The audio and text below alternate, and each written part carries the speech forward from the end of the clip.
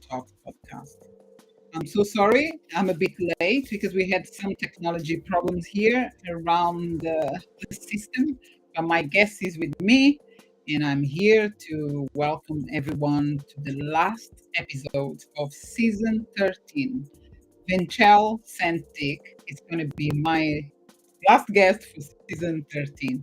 And also, I would like to announce that season 14 won't be anymore available on YouTube. From season 14, if you want to access to my guests' conversations, please jump into our website, which is womenflix.org, or to our Entrepreneur Talks podcast on Anchor or Spotify or Google or Amazon or iTunes. You choose. And then continuously talking about bringing new entrepreneurs and news every single week. So don't forget about that. So now what I'm going to be talking today with Venchele Saint Dic. Our topic is just at the bottom of my video right now, and we're going to be talking about impacting vulnerable populations, how she does everything she do, and what is that about. So let's welcome Venchele. I need to read the name, of course. Venchele Saint Dic to our podcast today. And thank you so much. Okay, here we Hi, are. Yola. Hello. Hi, hello, and welcome to our podcast. Such a pleasure to have you here with us today. Thank you. Thank you for having me. It's a pleasure. You're welcome. You're welcome. As I was mentioning, we had some problems, but thank God we managed, and we are here now.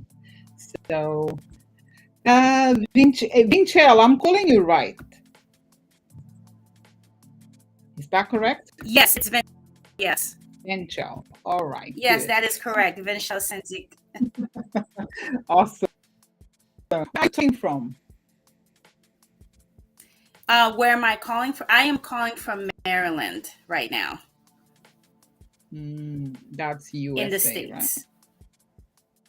It's USA. important because do you know that I discovered this a few years ago, but there is some cities in the in UK, for example, because I'm based in United Kingdom. It is the same name in America, in Brazil, and I'm like, really? So that's why I asked you. State is United of America, right? I wasn't sure. No, that makes Okay, sense. good. I feel like I always have to specify too. So that makes. Yeah. But thank you so much. And another thing that I like to ask to my guests at the start of the session, how do you describe yourself in 3 words? That's a great question, Yola. I would say if I had to describe myself, um, I would say that I am someone who's empathetic and someone who's intelligent, and then also someone who's a go-getter. Mm, So when I think of go-getter, I think of the word ambitious, and I think of the word of just being intentional in how I live my life and how I conduct business. So like that. So empathetic, go getter. go-getter, and I said intelligent. Okay. Intelligent. Maybe intentionality. Being intentional might be a better word, but It's just for us to create some conversation and to make yourself comfortable. So this is like a tricky question, absolutely, but always make people more comfortable. We get to know you straight away a little bit as you describe yourself. absolutely. Intentional. I like that. Love it. Thank you so much. And then I believe everything that you just said, empathic, go getter, and intentional. Um, evolves into your business, into your life, and everything, right? Good. Yes, Awesome. absolutely. I think it's so critically important, to be intentional in finding your purpose and imbuing that, in the threads of, how you show up, for people, Mhm. for clients, for family, for friends, etc. And so Awesome. that's why I think maybe I should have said intentionality first, because that is the foundation, Okay. that is the bedrock for everything There else, is, for there is being no right, empathetic and yeah. There is no right or wrong exactly. sequence, but the words are, Sequence, exactly. yeah, are powerful. Your words are powerful and intentional. I think I might be wrong, but you are listening myself a little bit later, right? Something is, look, yeah, it takes a little No, time, right? I think I'm listening to you just fine. There's no Oh, lag. There's no lag in the oh, conversation. wow, okay. It's just because maybe it could be my connection. Um, and now coming to this, leaving these three topics, but still related with that. When did you start to find? When did you find your purpose? When was that, and how? I think I would say I found my purpose when I decided to join the Peace Corps, and that was around 2011, 2012. But my life, I like to call myself a global nomad. And so I really want, in retrospect, I want to think that maybe I found my purpose while I was in college, when I was trying to explore my different options and how I wanted to make an impact. And it just so happens that joining the Peace Corps, it just fit like a glove. Like it was part of the plan, if you will, um, for me to continue to explore what that would look like. But also, I want to say that when I think about this question, the other question that keeps coming up is that, is sort of like a finite time to find your purpose, or is it an Right. iterative process? And that's something I'm still trying to answer, even in my 30s. Good. Good. Okay, I can't. Something happened. Oh, okay. Thank you so much. I think was a connection. I believe maybe my internet is playing with me today because I couldn't hear you for a We'll while. figure it out because We had, the internet is sort of here too. we started with challenge and we're gonna carry on. We're not gonna give up. So we are fine. Thank you Yes, so we're being much. intentional here in overcoming the technological challenges. That's right. That's right. And you said that when you started to say that was when probably you started POP, some P2P. P was a company that in 2011 is a Yes, company. so I so it's an organization. It's a global organization where they send volunteers to develop projects, or implement projects in different sectors. I served in the health sector, and so I Right. was living in Senegal, West Africa for 3 years. The contract is for 2 years, but I extended my stay for an additional year doing family planning research.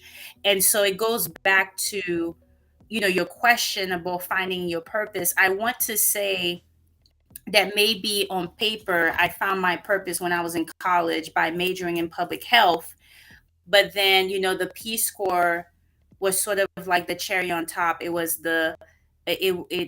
it was the bedrock Mm, of how I was going to carry out my purpose. right. And so that's what I was trying to explain earlier. Mm, awesome. Awesome. And so after that, what happened? When did you create? I know you have something, or you work, or you still working for a company, or you build your brand, your own company, your own business. So right now, after I joined the Peace Corps and I returned, like 3 years later, to the States, and I was still, again, very much in the exploratory phase, trying to understand which branch of public health that I was going to focus on, which is in health policy. Around 2019, I decided to build another business called Pathway Coach Writing, where I help people edit and coach them in their manuscripts, dissertations, books, novels, and help them with other writing needs as well. But I want to say that this is completely separate from the work that I was doing in public health. And now that I think about it, we could also say that writing in general is the springboard in any field that you find in. Yeah. And I think that it tied very nicely, with my purpose of working in health policy.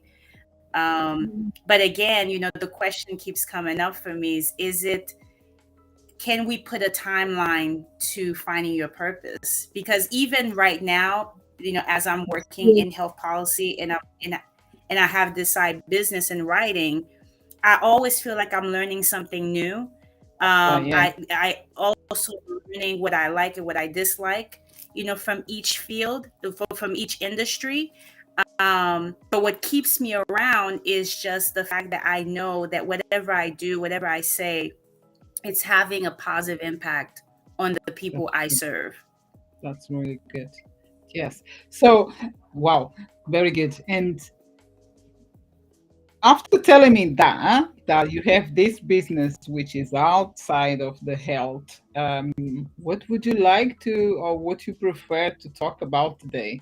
Because I'm quite keen to talk about impacting vulnerable populations, but at the same time, I believe that that business that you create, you're still helping them, right? To write their Yes. dissertation, yeah, on this field as well, right?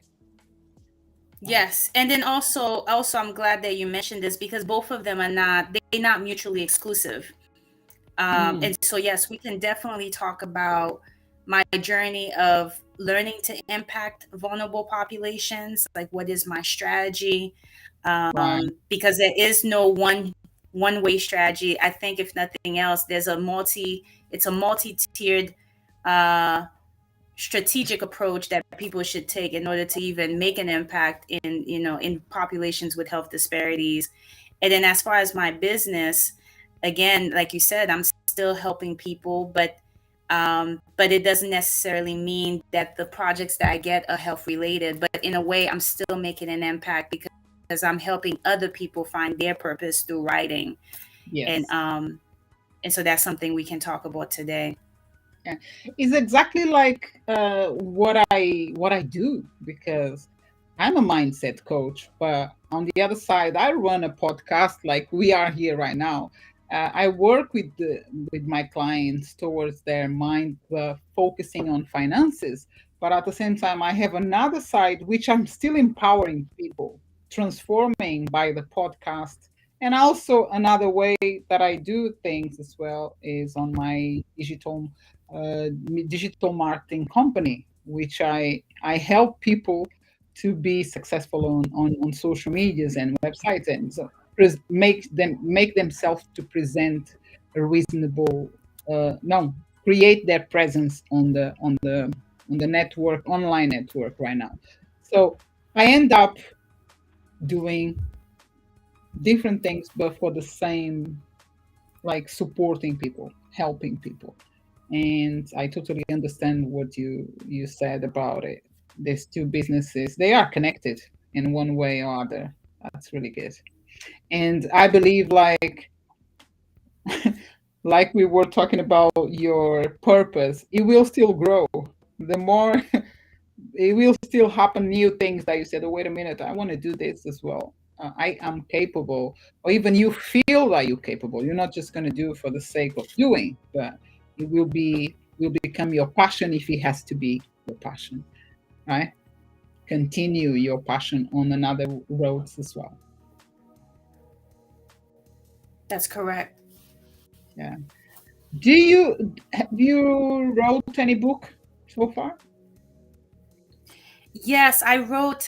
So I co-wrote a travel book that people can find on Amazon. It's called Passport to Self Discovery, and in Oh, the book, because again, there were a series of women who wrote about their travel stories, and I spoke about how my Peace Corps experience impacted me as a person, mm, and then also helped define, the type of woman, the type of professional that I wanted to become in the field of public health. wow. And I think I wrote the book, or I co-wrote the book sometime, like not too long after I came back from the Peace Corps. And you can only imagine like how I even found the publisher. Like I literally went to this conference that was geared towards supporting women entrepreneurs, and then I striked up a conversation with this woman, Miss Danita Austin, and she was giving a presentation, and then lo and behold, one thing led to another. We kept in touch and then found out about this project that she was trying to launch, and she needed women writers. And then when I pitched my story, luckily it was selected and we were able to work together, and then she coached me in the process, and that's how I was able to write um, the Yeah, first chapter of the book. that's really good. You see the transformation because you went to where you went for the how we call, I forgot the name, the word, when you did your, it's not internship, but you did that training No, and no, no. It was a volunteer experience. yeah, P.S. when you went and then you come went to the conference and the universe just brings that what exactly you need. So you also got a part on a book. That's really good. Have you thought about to write your own book? And yes, I thought about writing my own book. I'm actually in the process of writing my own book. I started, Okay. it's on behavioral health. I started the book 3 years ago, but then I had to, take a pause because I think sometimes what I've learned is that you have to give your writing muse a rest so that Mm, you're not regurgitating something that you previously wrote. And so to me, it's always important for me to just bring fresh ideas. And the way that I'm able to get those fresh ideas is just to, meditate and take a pause, right, and just allow the universe to bring the things, the people, the resources to get a new perspective on whichever topic I'm thinking of talking about in a book. And so I took a pause, but I am slowly but surely going back to the writing, additional chapters in the book. So that's down that's the good. road for sure. In terms of like, I'm not even thinking about the publishing phase yet. I'm just really focusing on gaining new insights on the topic that I address in the book. Fantastic. And coming, thank you so much for sharing that. I'm excited and let me know when that I will. comes out. I will. Please. And can you share your experience in behavioral health and public health research and how it informs your actual work as a freelance writer? I would say that the biggest piece about public health research and public health that has impacted me is really the importance of infusing trauma informed practices in Mm, whatever I do. And again, I even have the definition right in front of me. But trauma informed care recognizes the presence of trauma, in someone, regardless of where they are in their lives. And I yeah, think that that has deeply informed the work that I do, even in my side business, because I'm a firm believer that you never know what other people are going through in their personal lives, and to really extend grace as much as you can. I mean, it's easier said than done. And I think that it has helped me also develop, critical thinking skills that are essential in really looking at everything from multiple angles, because that's what a policymaker or an effective policymaker does. Like, you look at both sides of the coin and you try to see, a situation from a customer's perspective, from a client's perspective, from the Right. government's perspective, and other stakeholders, in order to make, not just give the facts, but you're giving the facts in order for those people, you write it in a way where other people can make an informed decision. And so I think that that particular practice, that the imbuing the trauma informed practices, has definitely helped me become more empathetic, Mm, and then also develop, look at people in a different way. critical, look at the approach, not critically, but in a Mm, way, in order to be able to help them. yeah, really good, really good. And how do you? I'm also have some notes, some questions I wrote, so you can also have access. They here, and because you do this work, do you Sure. work with the community, or is paid work always? And if you work with the community, how you balance um, your financial needs? I don't know if you can hear me.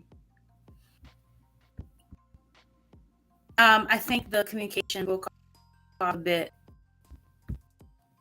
Yes, I do think so. Let me look at.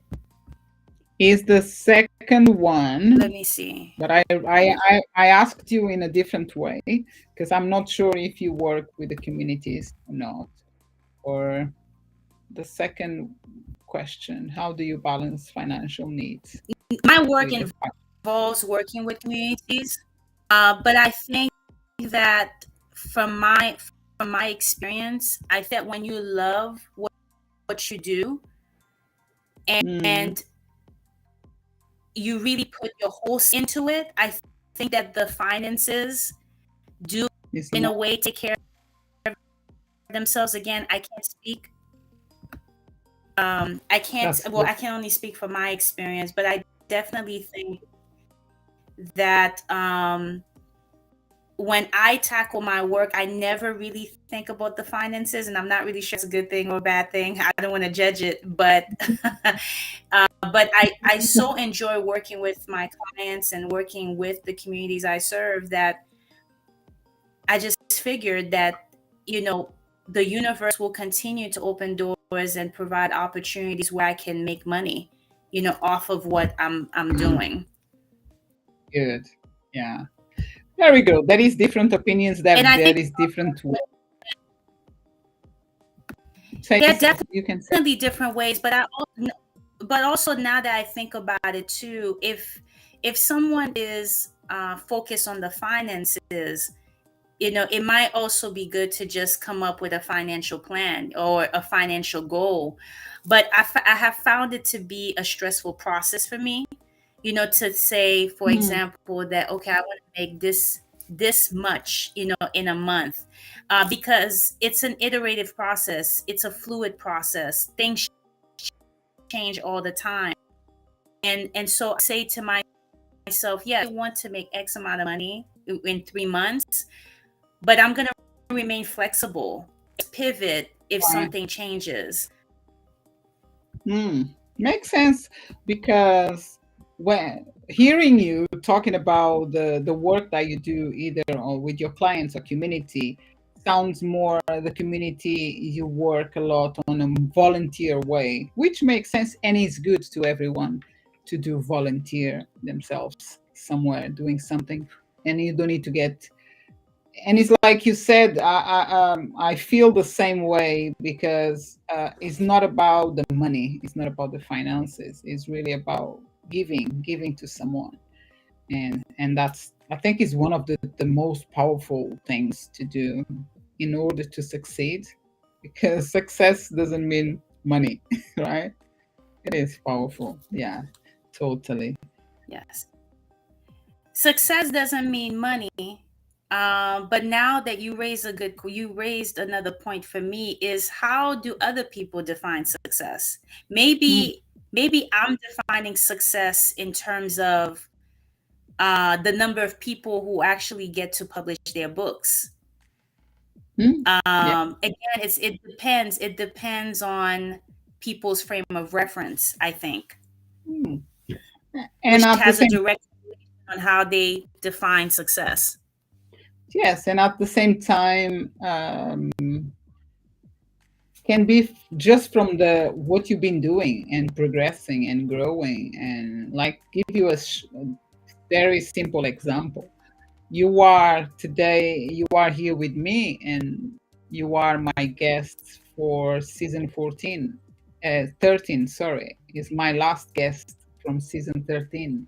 We started in 2020, 2 years ago. So we are in 2023. Yes. Time does fly. Yes. 2 years ago, and I managed to bring 12 seasons, 12 seasons, 13 seasons with 12 guests. So make the calculation. It's a celebration, it's success, right? I'm so happy for that. And it's simple. Don't requires money from my, doesn't require like I'm gonna win a lot of money. No, at all. But what I've been gaining and sharing and supporting others and having these amazing conversations is worth it more than anything in the world. Trust me. More, not anything in the world, but more of anything that brings just money and I'm not doing anything. It's good. It's really worth it. And now that I think about it, Yola, I would say that even being on your podcast, or even you doing this podcast, is a form of community activism. Yeah, that's right. Yeah, and I have a question for you on that actually. I said I do have, right? Oh, yes, was included on that one, and community activism. Yes, yeah, totally. Because we're not doing for money, we're doing for better things. I think money is good, but it's not all. That's why I want to bring the financial side, because different perspective, different ideas will come from different people. And Yeah. my, yeah, totally depends how we think and how we see ourselves. And can you share tips for aspiring authors or and editors on building a sustainable income through that? I think like the only way, and again, and forgive me if I, over the years, it's been a trial and error process, because I forgot to mention earlier that I've been doing this unofficially through referrals for 8 years. And it was not until 3 years ago that I actually got a website. And I would say that one of the tips that was shared with me that was very helpful is really exposing your different platforms. And I know for me, it's my website, but also I am also on really looking at support writers and editors. And I Mm, think that's one of the ways that you can right. have a Yeah. sustainable income. My situation is a little bit different on a part time, uh, but if it is going to be a full time gig, I would highly recommend editors, aspiring authors and editors, to get on as many platforms as they can, to promote their services and even just do business on these platforms as well. I forgot the name of one of the platforms that I had used some time ago. And I can share that with you after the Yeah, podcast, Yola, that you can share with the audience. But that platform always posted jobs, for different projects. And I remember when I was in college, that was one of the platforms that I used to make right. some side income. That's good. Oh, yes, please share with us. You either can send me a message and I then I will, place in our podcast description, or you for can also sure. leave I it, will send that to you. or we can have a comment on the video below on LinkedIn. But yes, that's good. That's really good. And nowadays, because we know everyone going to these social media platforms, they end up forgetting a lot of these kind of places like you just mentioned.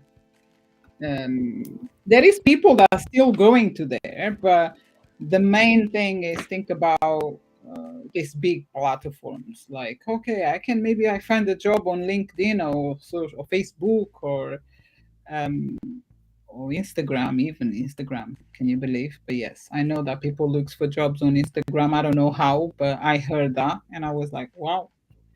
But there we I go. learned Choice. something new today. It's choice. I don't know how they do, but it's a choice. But thank you so much for sharing everything with us today, and it was a great pleasure. Would you like to say something? I don't know, something that you want to encourage others from this session, what they've been listening, and through your own experience, because the work you do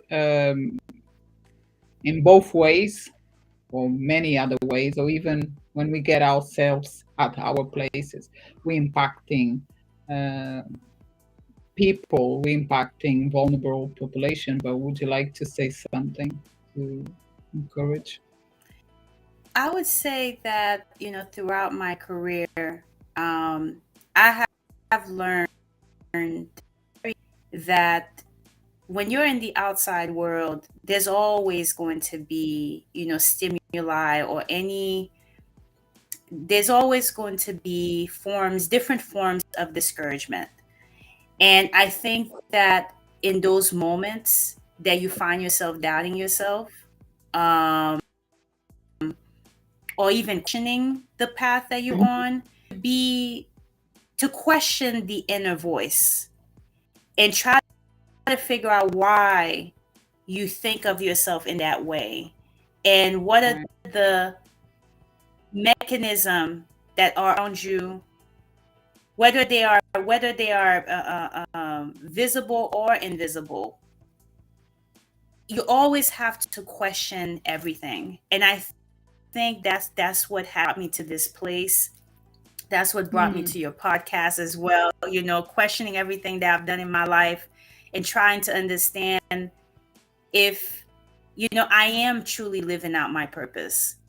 And so I exactly. think that's the best advice I can give to anyone, to question everything, but also to always listen to that inner voice. When you are in an environment filled with noise, filled with temptation, you know, filled with things or people who will tell you that you cannot. And you just have to muster the courage or build the courage to say that yes, you will. Yes, you will succeed. And that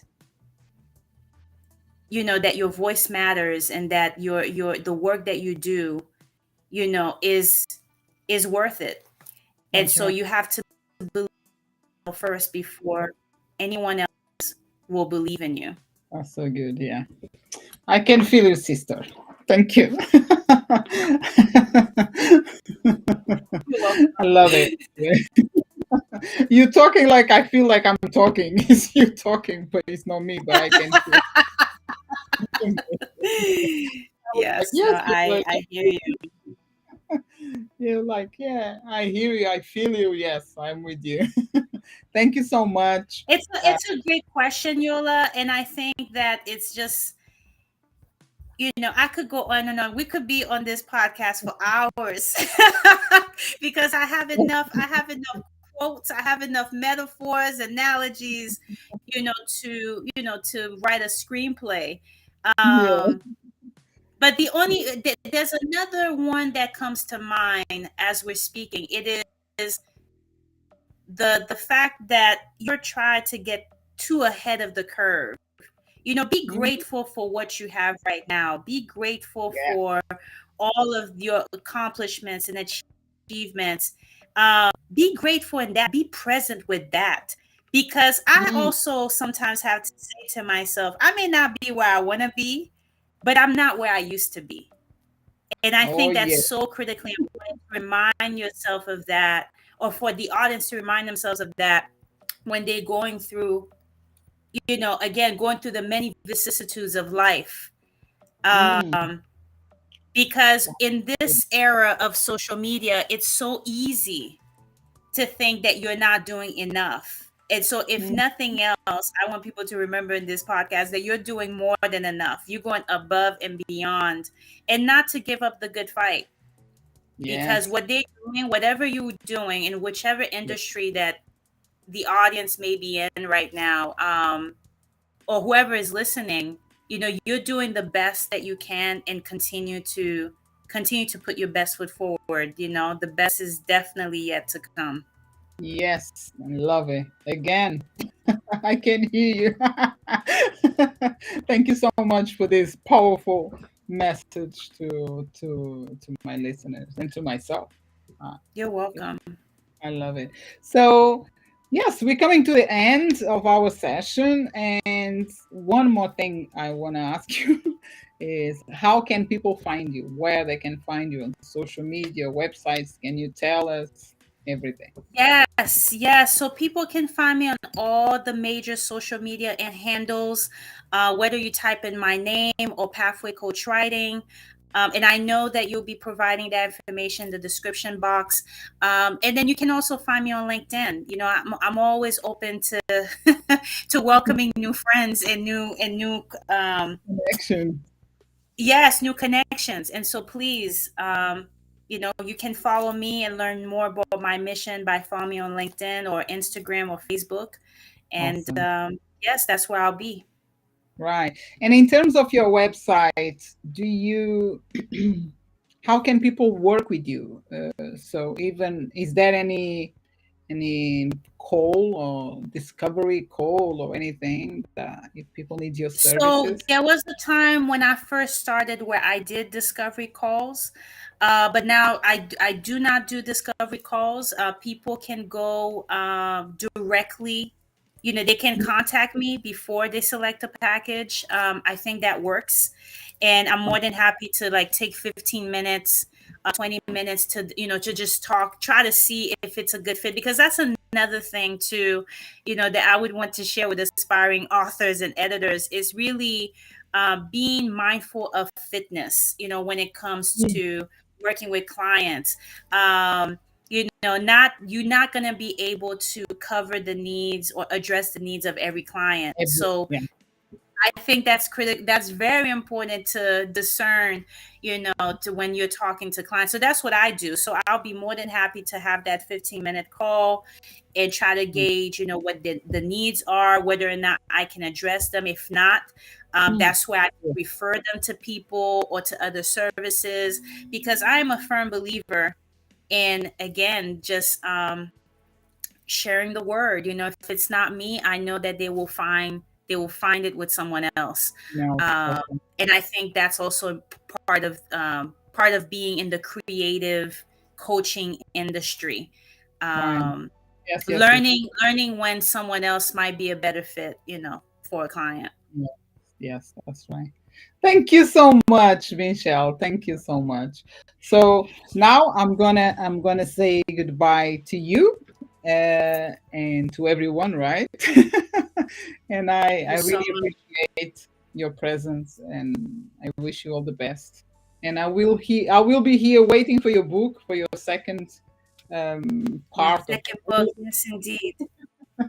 or full book. I don't know, but let me know. Remember me. I will be here waiting to hear more about it. Okay. You're welcome. And thank you Uh, for having me here, Yola. The work that you do is amazing. thank Please you. continue to do this community activism, and thank you again for having me on the show. Thank you again. And thank you, thank you, thank you. Bye. You take care. Bye bye. Bye. Okay. So I hope you guys enjoyed one more episode with the powerful women. If you, like I said at the beginning of our podcast today, this is our last session of season 13. I'm raising this because we right now are placing our sessions live straight away on LinkedIn on the day, and then and at the same time on YouTube. So you can be watching me with my guest on YouTube right now or LinkedIn. But from next guest, which is season 14, we will be only either on LinkedIn or other podcast platforms. So stay with us, be with us, and come back next week again. Take care. God bless you, everyone. Happy evening. Ciao, ciao.